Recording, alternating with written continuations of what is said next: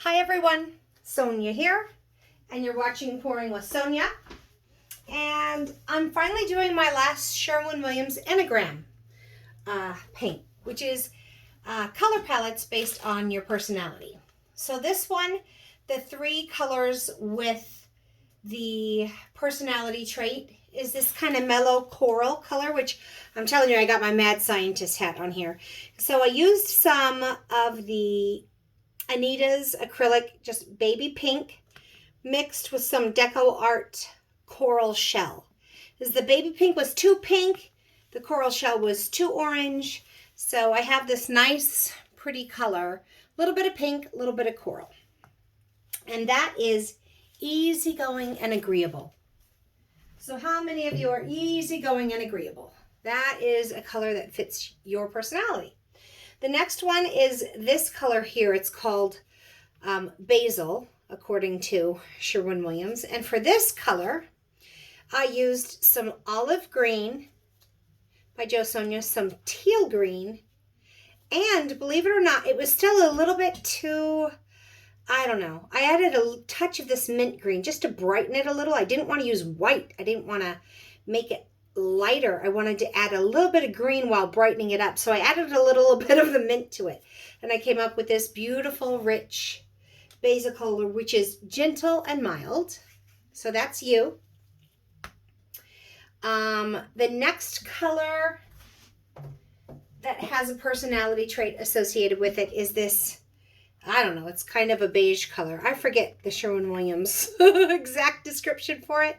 But so I have some Sonja Opal, and that was a little bit too pinky beige. I don't know, it just wasn't the right tint. So I added just a splash of burnt umber to it. Again, I didn't want to add black to really darken it. I wanted to enrich that beige color, but while darkening it a little. And so a little bit of burnt umber thrown in there. And that is fierce conflict or tension. So those are the three colors with a personality trait associated with them. And then there's two other colors thrown in for good measure. This kind of sweet mint, or I forget what they called it. Something mint. But basically I mixed together a little bit of this Deco Art sweet mint with a mid-value gray. Gray, you gotta be careful when you add gray to something. So, because again, I don't want that super dark. I didn't want to add black to it. Because I didn't want it to go all super dark. But the gray is just black and white together. So you gotta be careful with gray. It'll change the value of the color a lot. Or maybe not, I'm saying the wrong terminology. But I think I got to the right color with that one. And then finally, there was this kind of, they called it something aqua. I don't know. And it's on my phone, which I'm using to record. So I took some French blue and I added to that a little bit of pearl white just to brighten it up a little, lighten it a little. But then I added to that one more color. I think possibly, what did I add to that? I don't know if it was the teal green, because it had the name aqua in it. Or it might have been the mint. I think it was the mint again. I used the mint in a couple of different things. Just to take away the super sharp blueness. It's still very blue, don't get me wrong, but a little splash of the mint tea and mint green in there. And there we go. Phew! So a lot of mixing going on, but that was a lot of fun. And I'm out of my 10-inch record, so I have a 12-inch record here with a red label, which you all know what that means. It's going to be trouble if I don't gesso it, paint it, do something with it. But I thought I would give you another clue. When I go to the Sherwin-Williams store to get my tints, my pillow paints, let me move these out of the way. I look for any mist tints. And if there's anything that I think's not too crazy, I'll pick that up. So like for $2, I got this sample quart. It was a mist tint, and it's this kind of cool, it's almost that same color blue that I'm going to have in the painting, one of the colors. So I thought, oh, that'd be kind of fun. I'll use that. The red won't leak through onto it. I did shake it, but I just now noticed when I shone that light in there that it looked like it still had some flecks of color. So let me just shake it up again real quick. All right. So I thought it would be good. 2 parts. It covers over the red. I get to use my sample paint on a similarly colored background. And so now let's put this out. I'm going to use this as the pillow. Oh, you know what I did not do? To my pillow paints, I like to add GAC 800. For a whole quart, I would add about 1/4 cup. And I've already used some of this, so I'm just going to kind of squirt some in here. Here we go. And that GAC 800 helps with creasing and flocculation. So the last one I did, I left a lot of paint on my record. That'll show up. Okay. And if I'm not careful, I've noticed like during the winter they'll craze more because I've got the heater on. You know, there's just more hot air blowing through the house. There we go. I left a lot of paint on that last one, so I'm hopeful that it'll dry nice because I've got the GAC 800. It's not foolproof, but it definitely helps. So here we go. That's pretty thick, so I think that's enough. Just get that out of the way. And hopefully that won't mess things up too much. We'll see, won't we? Having that blue. So, what color? I think I'm going to put the opal mixed with that burnt umber down first. So it's not a white, but it's a nice little beige. I'm going to put that down first. So I feel like that even if that mixes with that blue down there, it's going to make kind of a pretty, it could be pretty. Then I think I'll do the pink. I didn't really think about my color too much. I think I'll put that basil green on top though, the darkest green on top. So this pink's a little bit thinner. It was both of those craft paints. It's a little bit thinner than the others. Then let's do the light green, then this color blue, and then the dark green. So we'll do some light green here. Okay, so far we have the fierce conflict or tension on the bottom. And then the pink next to that is easygoing and agreeable. These blues are just thrown in for good measure. Just a fun. So is the green. So that's pretty similar. Got a little bit of shimmer on that because of the pearl white I mixed in. And now we have the basil to go on top, which is the gentle and mild. Put that on top. Plenty of paint, I do believe. And I'm going to go with a white cell activator. You know, sometimes with these more mild palettes, I like to go with black for a nice contrast, but I think the whole tone and feel of these colors is soothing and gentle. So rather than be dramatic and stark, I'm just going to keep it soothing and gentle with the white. I'll put that right here in the middle. Okay. Plenty. So I like for my colors on my blooms, because I like for them to kind of cover the whole thing, I figure about 1/3. If I can take this and it's about 1/3 of my surface, I've got enough paint to go all over. Typically, usually.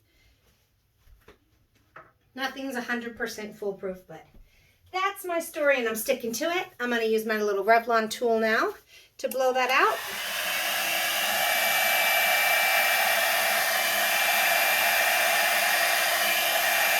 Good, I got some of that pink shining through, the green, the light green, which of course is probably all going to be tilted off. Probably. And I don't mind not having cells in an area. I kind of don't mind that at all. If I wanted to, I could come back in and blow some of that, but I don't mind. I like that kind of, just the colors over one another. So now I'm going to wait for that pillow to get reabsorbed underneath there. But I can definitely I can just see the concave part of it. And I'm waiting for that pillow, the pillow is this dark blue, to get sucked up back underneath it and reabsorb, kind of repool together under there. I'm glad some of that pink came out, some of the light green here, not just only on the outsides, because all of that on the outside is going to go out. It's pretty much all going to go. And a lot of the blue, like right here, I'm afraid a lot of that's going to go. But we'll see. I got a little bit of that dark, the lighter colors in the center, which makes me happy. So I'm just going to test real quick. I can see the center still not moving all the way. You can kind of try and nudge it along by tilting a little.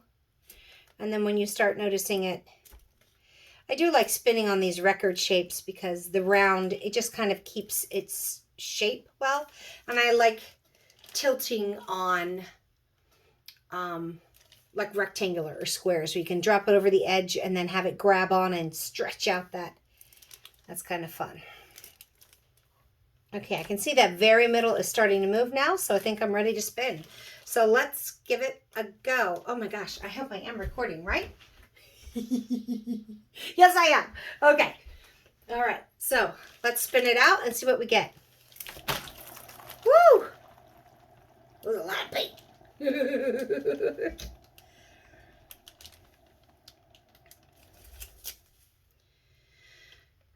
So,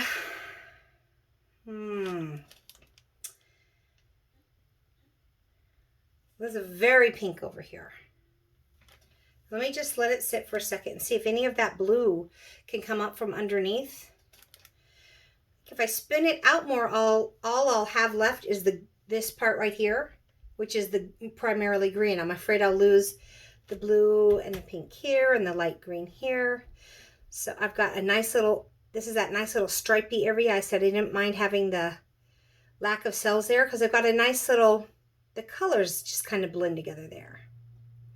The only thing I'm unsure of is that, but actually, the more I look at it, the more I'm okay with it.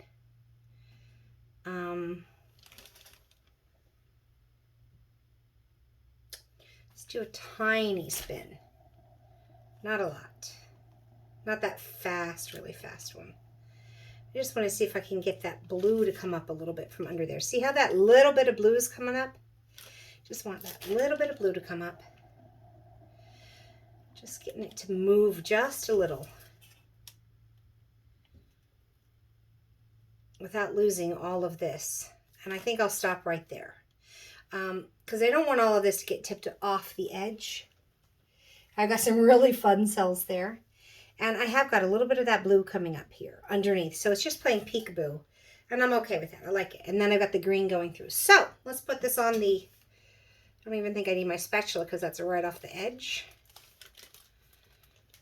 And whenever I put my records down, I put just a little piece of tape on the bottom.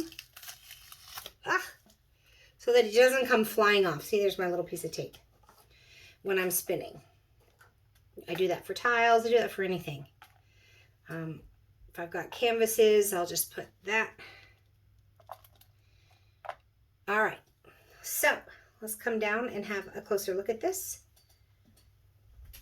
Let me wipe my hands. Well, actually, I'm going to take my gloves off. So I hope that this one gives you that sense of easygoing, agreeable, gentle, and mild, and then fierce conflict or tension. So I'm going to say peacekeeper. So here's the center where I had that little bit of brightness in the center. I'm really happy. It kind of made a nice little look. It made almost like a nice little spiral there. And so I like that. A little bit of color that broke up all that dark green in the middle. And then here's where I didn't have much lacing, but I just had this kind of full, cool, fluid river of colors there with just a hint of that green getting out there, the dark green. But I have the pink.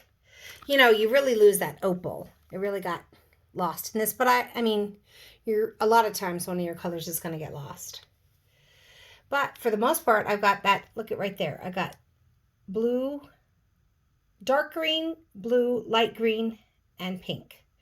All in those cells right there. So that's a pretty good, right there we go. See the one I'm talking about? Like right there, right there. I got all 4 colors in that one cell. This is pretty cool. I got some pretty cool cells. Let's see. Let's take a look around. That's definitely got some real 3D effect to it because I had the white on top of a really dark color. So you get that dark and then it turns into like a lighter color and it creates this real 3D webbing. Lacing in here, it's super delicate. And I just did a couple more spins because I didn't want it solid pink. And I got a little bit of that dark blue just kind of peeking up. That's the pillow paint. Just peeking up through there. But that happens to match one of my colors in the pour, and I like it. And then over here on this part, I've got some more of that. I got some really intense lacing and then some really little more delicate, where it's not as 3D. But boy, I like it when it mixes in and it gets real wide and it looks so 3D. So anyways, that's the end of my Sherwin Williams Enneagram series. And I hope you've enjoyed watching them. And yeah, go back and look through. I labeled them all 1 through 9 and see which one, before reading the descriptions, maybe you're drawn to the most. Maybe it does fit your personality. So let me know. I'd love to hear from you. And until we meet again, have fun painting, everyone. Bye.